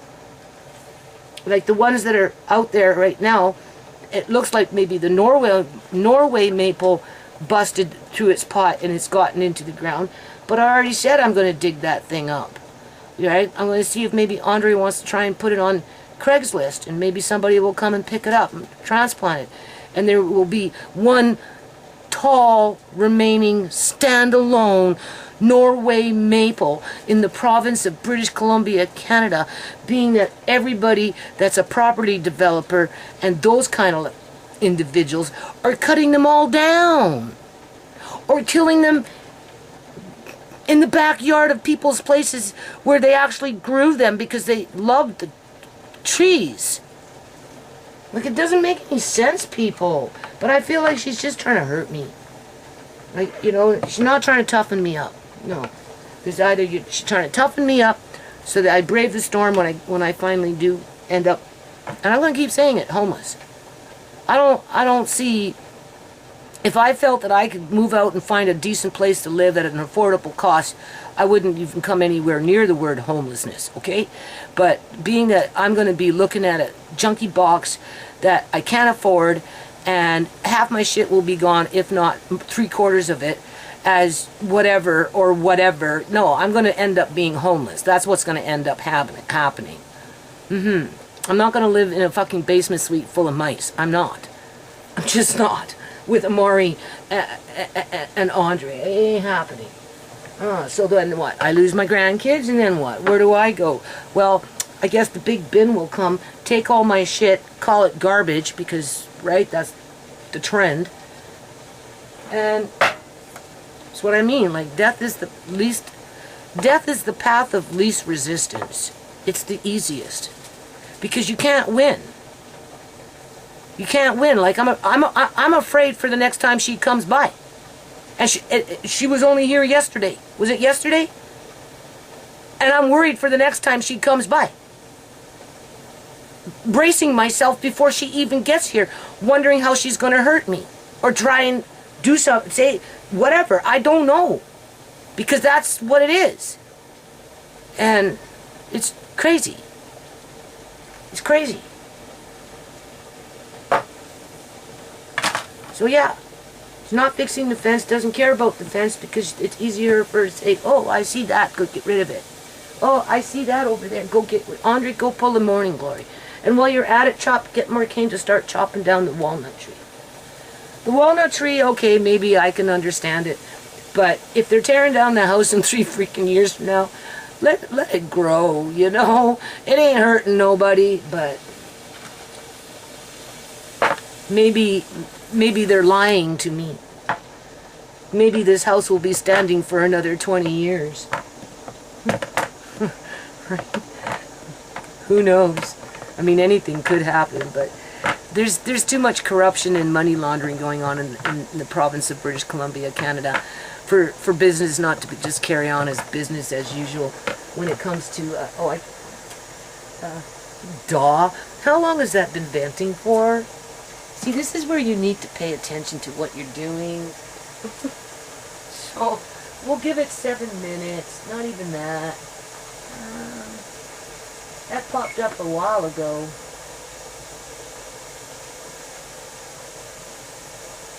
I figured 4 minutes. I was going to give it 6 minutes because that popped up a while ago. I've been right. But yeah, no, I'm already nervous and afraid because I can't. It's hopeless, right? I'm at the mercy of where there's no mercy.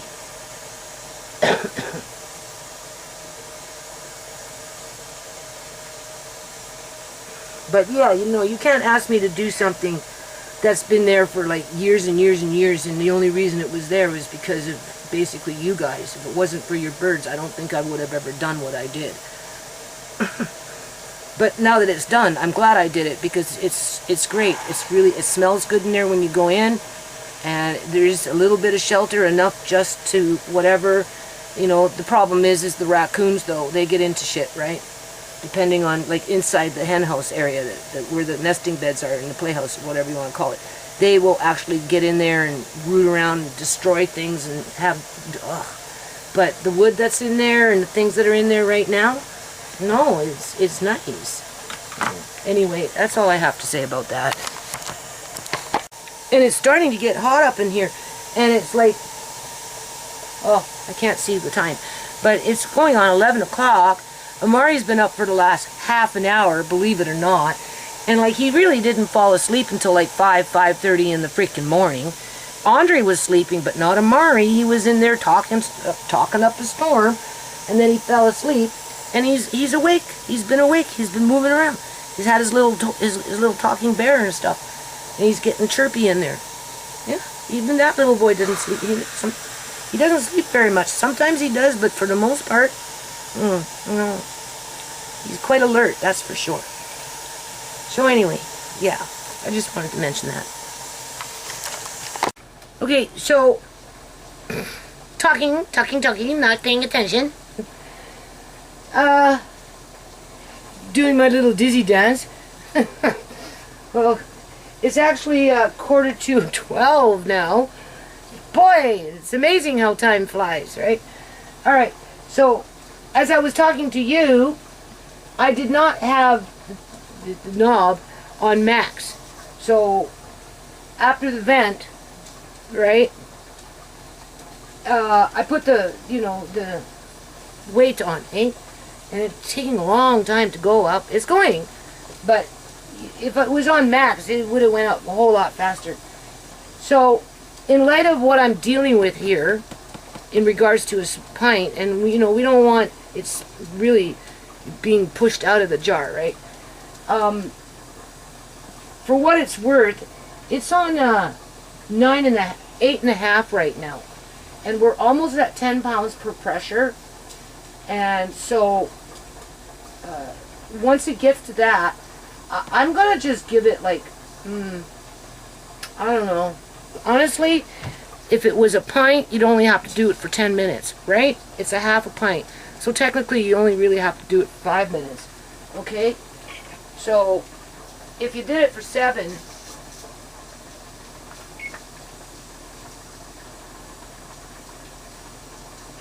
because we're there now. I have to turn it down just a little bit slowly. Okay, so I put it at 7 minutes. So I'll stand here for 7 minutes. You right? There's only 8 jars in there, so it gets the counter can get fickle. Eh? Back and forth, turning, back and forth. If I feel like I want to stand here for another 2 or 3 more minutes, I'll just reset. Otherwise, I'll probably stop at 7 minutes. Alright. It's, I don't think another 2 more minutes is going to make much of a difference, honestly. Because the purpose of this, more than anything, is just to seal the jar, right? So, I suppose disinfect the jar. So, if you want to be real anal about it. But you already vented, but it wasn't on max. So maybe I'll just, when I get to that beep beep, I'll just set it for another 3 minutes so it's at pressure for 10 minutes, and after that you're good to go. So, just saying. And, well, I just had a light bulb moment here. I mean, obviously at some point I am going to be going outside trying to do something. How much I'll get accomplished remains to be seen. But I will do what I can. Mr. Gill said, don't spend no money, because I told him I'm going to try and paint a little bit. Well, he goes, no, don't spend no money. I said, well, I have, leftover a few cans here, nothing much, but I got a little something. So whatever we got, we'll use, right? It's over there by my front door. The rest of it all got thrown out long time ago when all my shit was going out the door. But besides that point, as for the hen house area, the actual playhouse that has whatever, the boys, they can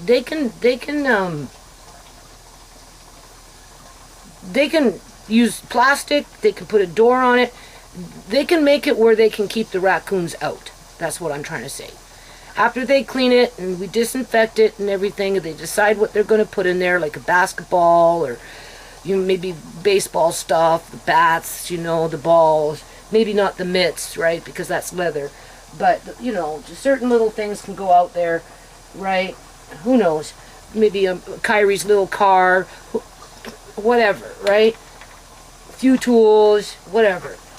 And they can make it where the raccoons can't get inside, right? Oh my God, this is when I hate it, right? When you have a small load in the canner, you know, oh my God, it really starts to fucking creep up real fast. Okay, now I've got this on one. On one, yeah. Okay, I need to pay attention to this. And like I'm becoming like extremely traumatized with this crap because I hear booming out there. I go looking out the window to see if the city truck is out there ready to take that fucking chair that Mrs. Gill want me to get rid of. Like, what the hell, man? Right? Like, seriously, I just heard a boom and I'm like, oh, Judy, just stop. But yeah, it's like, what gives people the right to traumatize you like that? Right? You liked the trees when you wanted one, and now you don't like the trees. Why? Because you know it will hurt me. You want to hurt me. It's not that you don't want the trees, it's you want to hurt me. Yeah, that's the feel that I'm getting from it, people. Right? I don't know if it's because I'm a tenant and she's trying to separate herself from business and maybe caring about us. I could see that happening, right? You know, people do strange things, right? You know, it's not, you know, if you're kicking people out into no man's land and you know that you are, or whatever, right? And you're helpless to do anything about it. Sometimes it's better to create a crisis and see the person that you actually cared about as, I guess now, the villain, so that when you turn your back, it's not so painful to abandon them. Right? Not that she has any alliance with me, but I think at one point she was fond of me. I think because she told me, you know, one of the nicest people I ever met. Now, was she just trying to butter me up so I'd pull so I would pull more morning glory? Or did she actually mean it? I don't know. I like to think she actually meant it. Because I know there's some pretty ranky freaking tenants out there that would never do what I did for her in this yard. Oh, yeah. I'm a one-of-a-kind individual. To do as much as I've done? Oh, she knows it. Right? So, there you go. That was 7 minutes. We vented. So, by the time you turn it off, I'm turning it off. Because it's just a pint size. And we're still at between 10 and 11 per pound pressure, or whatever they call it. It will sit like that for another minute, because the needle's not even moving. So it will sit like that for another minute or two. So we're almost at the 10 minute mark. So everything should be fine.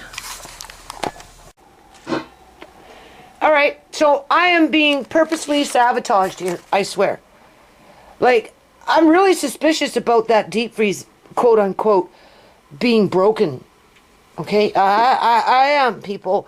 Because it was just, you know, it's too coincidental that that girl not here for 2 fucking weeks. Now, Andre's been cooking, right?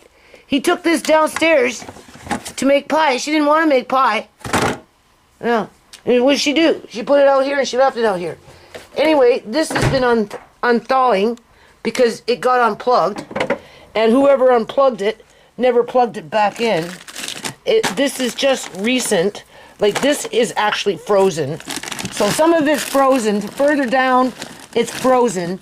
But that tells you that this is unplugged pretty much the same time that my other deep freeze was unplugged.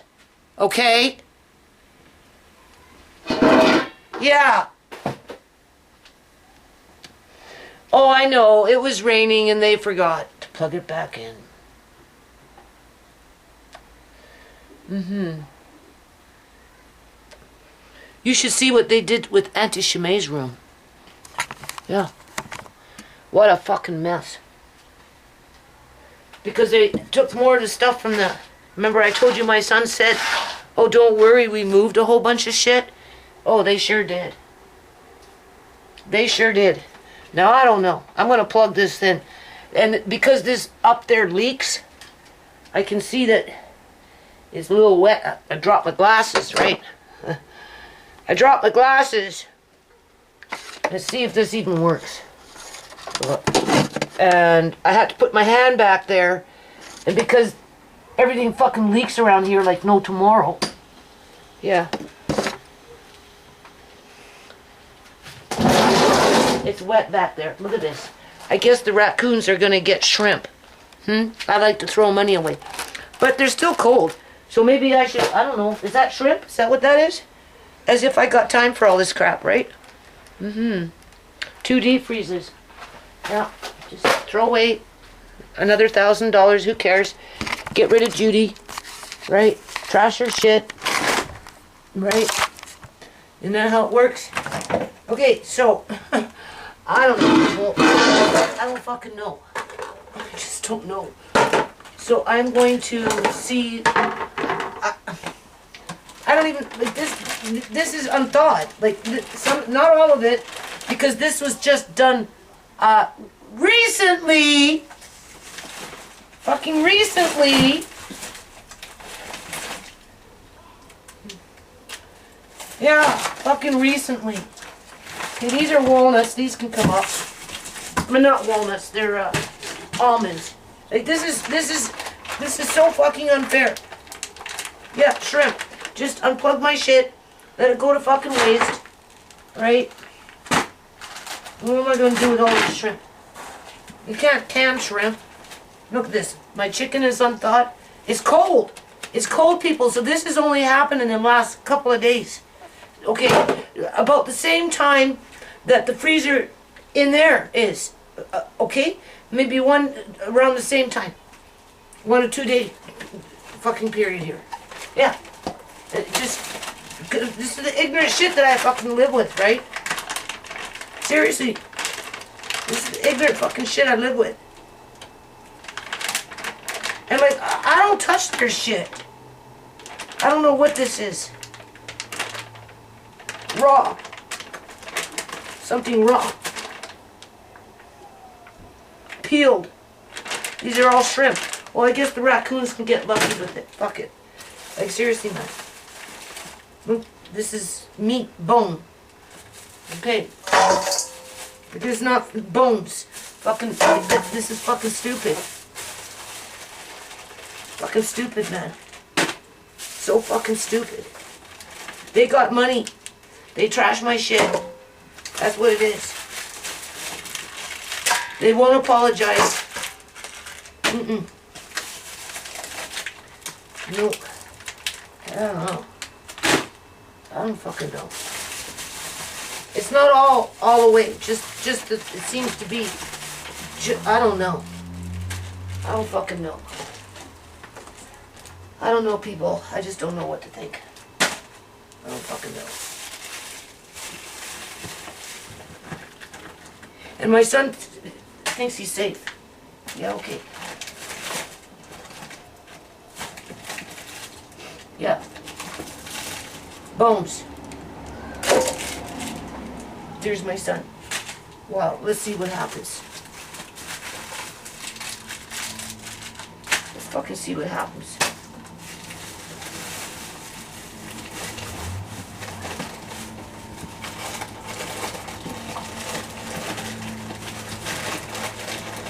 Yeah, unthawed. Completely fucking unthawed. What a joke. Some things are unthawed, some things are not.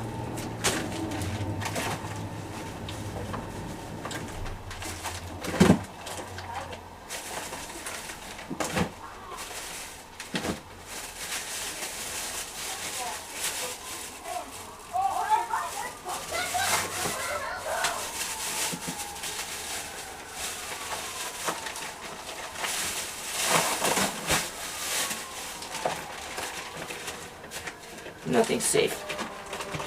I say it all the time.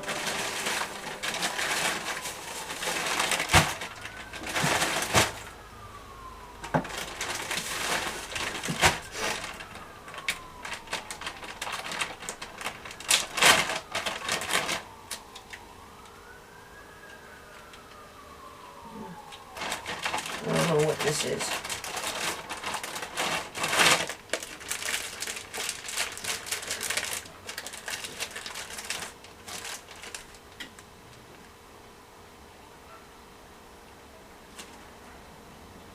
I don't know what this is. Cheeses. They seem to be frozen.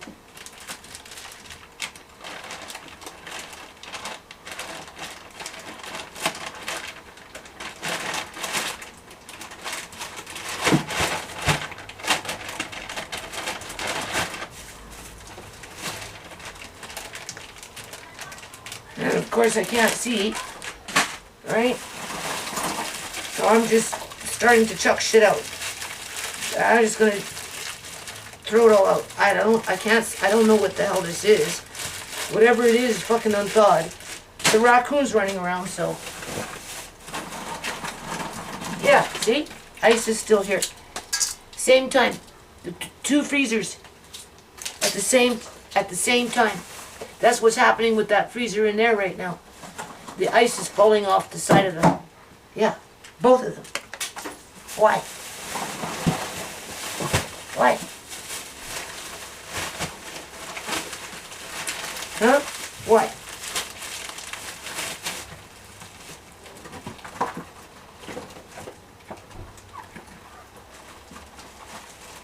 Shit's not funny. What's gonna be meat? That's meat.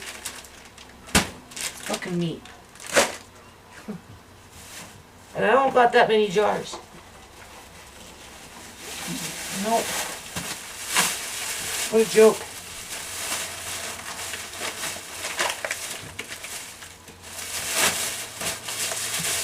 What a joke.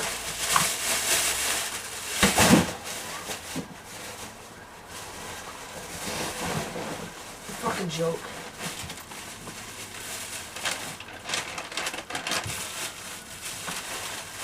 It's a fucking joke.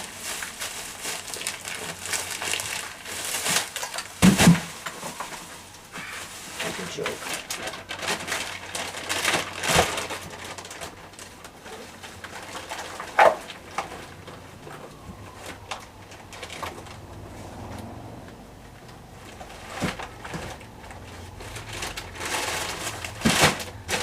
I'm gonna put Mari's little things in here for now. No fucking joke.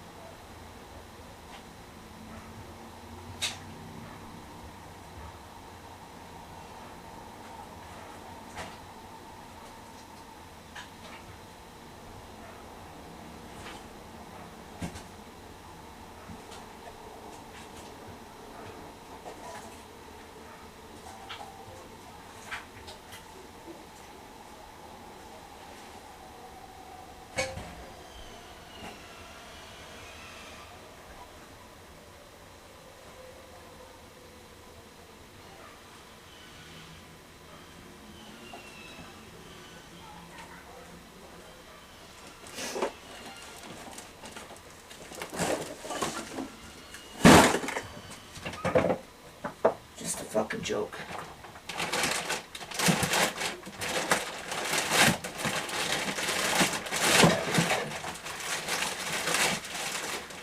Yeah.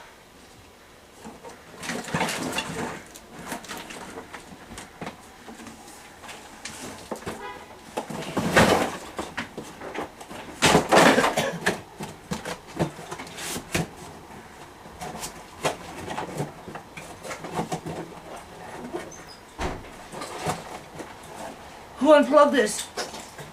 They never plugged it back in. Half the shit's unplugged. Huh? Why do you think I know? I don't know. Aren't you Why? concerned?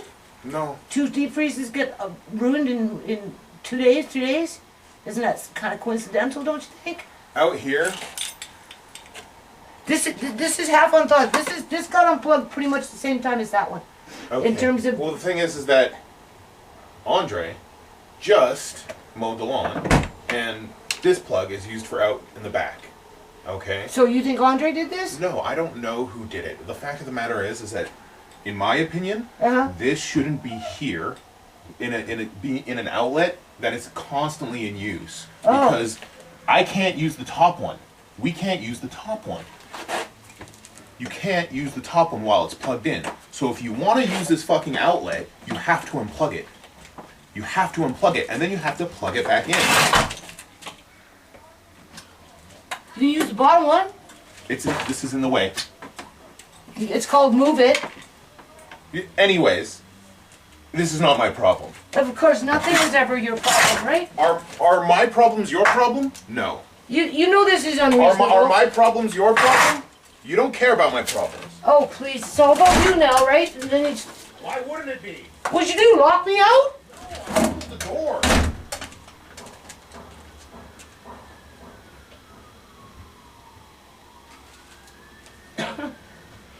Get rid of it!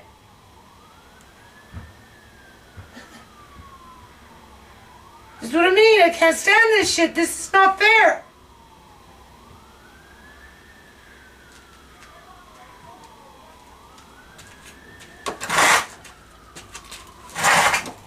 Like, what the fuck have I done to you? Nothing.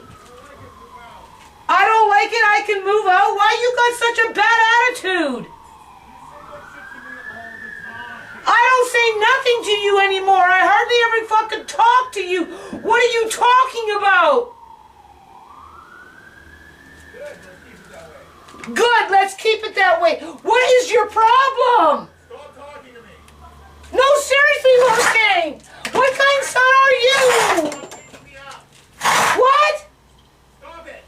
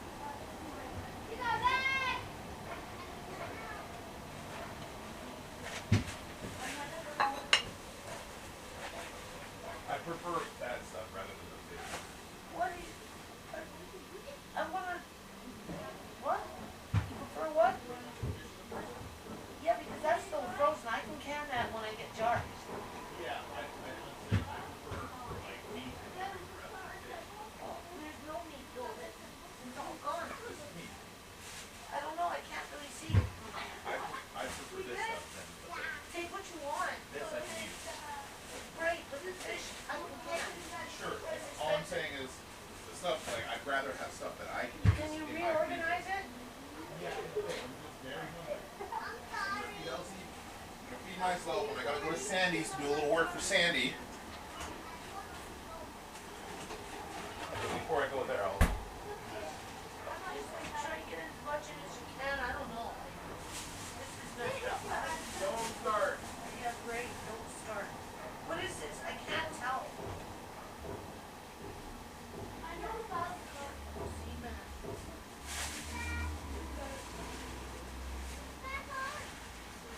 is stupid.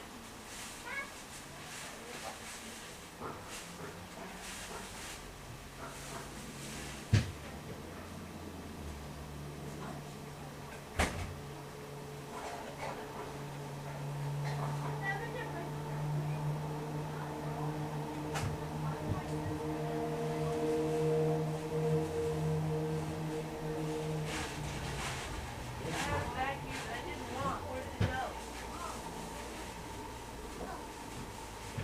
I can't see shit.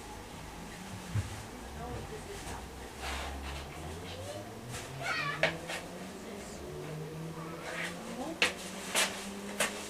is. No, I didn't. Take responsibility for yourself. I did not move shit. No? Fuck. She's right there. You really want to get off the plane. You literally just accused me of something I did not do basically twice. As soon as I got home, you fucking were like, it's pretty suspicious that this one's unplugged, which is accusational and fucking speaks poorly of me. Fuck you. And then you just say I moved all this shit around with no evidence. And that is tiring. So when you're like, don't fucking get on the bandwagon, how about you fucking back the fuck off? Why don't you shut up, man? What you just said some bullshit to me. You just said some bullshit to me. I can say, fuck you. That's bullshit. Shut up, Arcane. You first. You're like You first. that seat, man. You first. Don't accuse me of shit. Don't, and you won't get clapped back. Don't get surprised that I'm clapping back. Andre, Don't get surprised that I'm clapping back. Even Andre, can I punch you? Huh? Oh, you're so weak. Oh, you're just a weak little woman who wants to be Mama Bear. What a fucking oxymoron. What a fucking ironic, dumb piece of fucking nonsense. Oh, I'm so weak, but you gotta listen to me. Oh, you're gonna rile the bear. Don't yell at me. Whatever.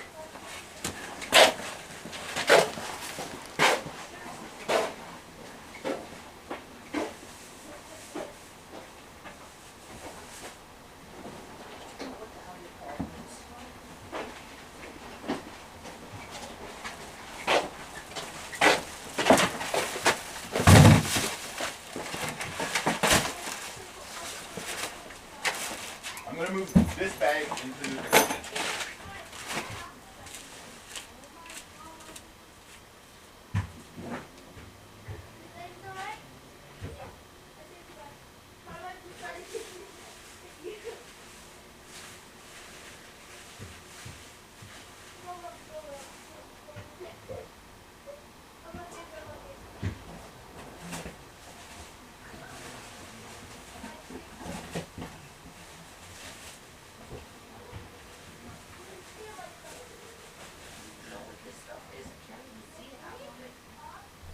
Sweet? I don't know. It's grayish. It could be cat food for all I know. Well, I don't care. I don't want it. You need two freezers? Oh, I don't have a right to be upset. You're geeking for it. You're riling me up. You're like, dude, I literally just said that was disrespectful as fuck, and you just said it again. What is wrong with you? I don't know. Maybe you could say, gee, Mom, you're having it fucking rough here. Okay, sure. But why are you saying fucking shit like that to me when I literally just said, like, even if you're having it rough, Oh, yeah. that doesn't mean you can speak to me like that. Oh, please, you're always telling me how to speak to you. Well, so are you. You don't like how I'm speaking to you, and you're getting all bent out of shape that I'm fucking mirroring your fucking speech. No. Yeah. If you know what, if you came here and your shit was all fucked up, you'd be choked. I don't touch your fucking shit. Okay. I don't touch your fucking shit.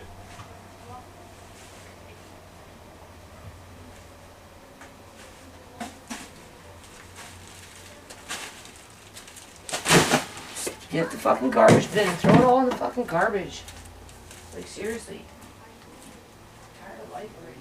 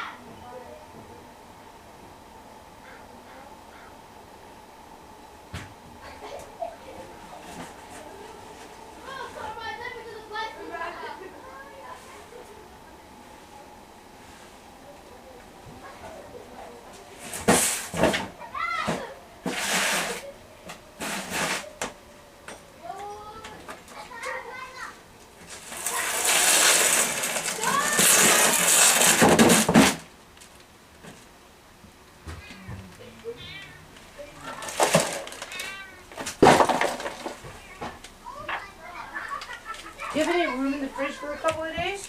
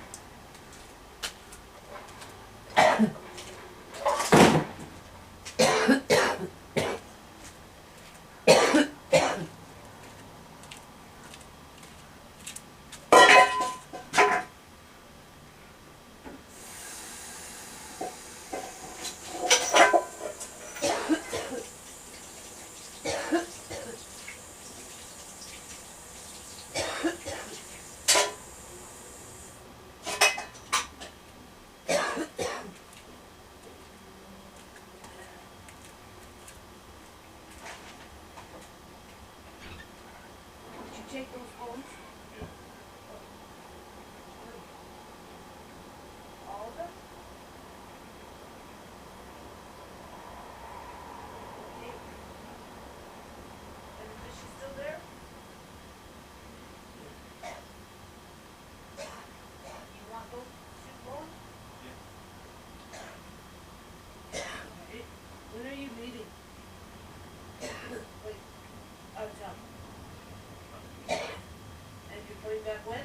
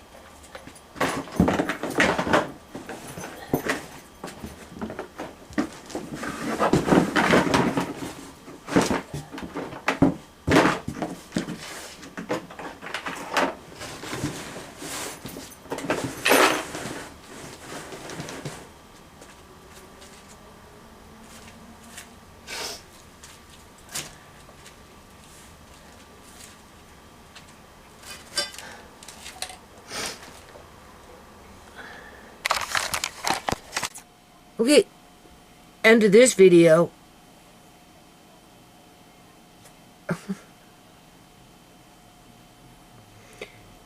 Andre is saying he didn't unplug that deep freeze. When he was weed whacking or doing whatever he was doing, he had the cord plugged out over here. That's only been unplugged for a while.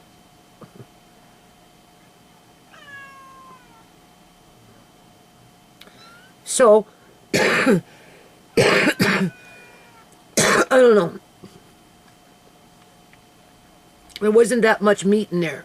And what meat there was, Marcane kind of took it.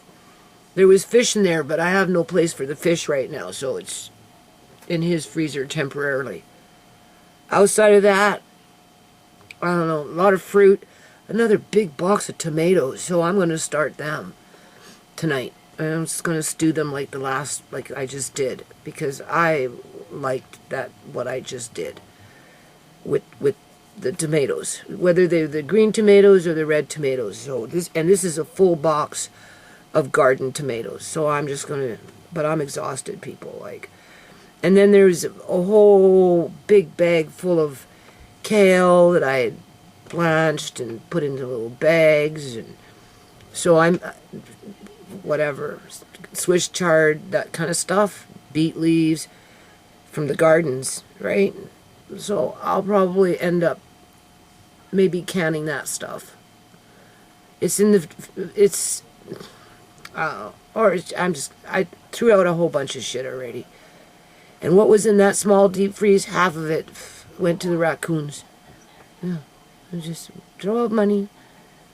Yeah, ask a simple question, and get into whatever, and just whatever.